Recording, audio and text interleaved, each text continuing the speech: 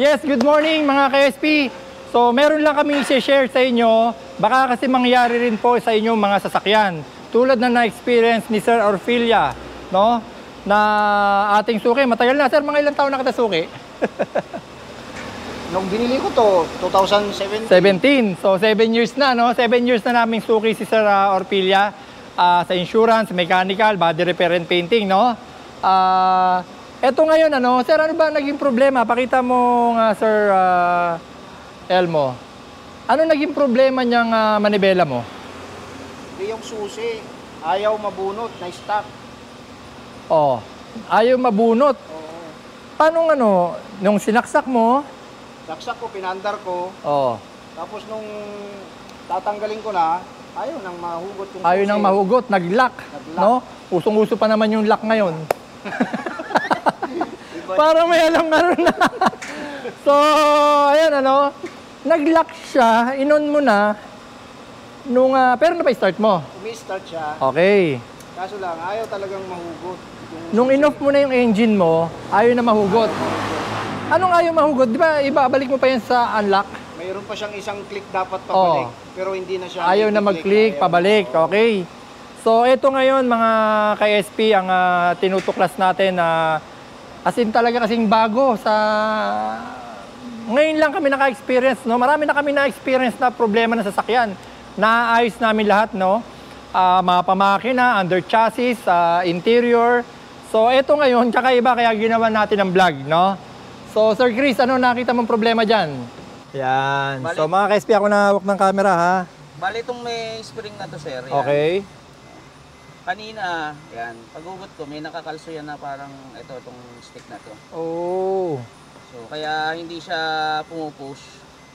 So, ngayon, ayan, binalik natin, sir, kasi okay na. Ayan, bumabalik na siya, sir. Okay. Binalik natin to.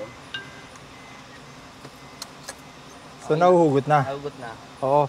So, kanina, Sir Orfilia, yung dito ka, sir, sa gilid ko.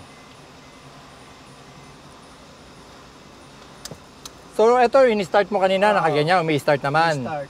Nung binabalik mo na, Hanggang dyan lang. hanggang dyan lang. Hindi mabunot. Kaya, kasi mga ka-SP, no, kayong lalo ni mga wala pang alam sa sasakyan, mabubunot mo lang yan once na nilock mo yan. Okay. Pero sa ganyan kasi, hindi mo mahuhugot yan. So, nangyari, hindi mo maibalik pag ganito. Hindi. Okay. Dahil dyan, saan nakita mo, Sir Chris? Sir, nakabara to eh. Doon sa may Ayan, no? parang spring niya, nakaipit. Hindi Oo. ko alam kung paano napunta yan dyan. So, may idea ka ba? Bakit nagkaroon ng ano? Siguro, sa Pinaglaruan ng anak ko yan, mo? sinaksak siguro na. Parang toothpick, no? Pick na.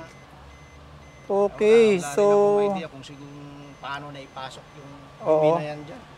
So, di ba, at least, lesson na lang sa atin to, pati sa mga ka-SP natin, no, na bago lang nagsasakyan at kahit dun sa mga matatagal na nagsasakyan, di ba? Sobrang, ikaw, eksperyensado ka rin, pero kahit ako, sir, ngayon lang ako naka-experience nito.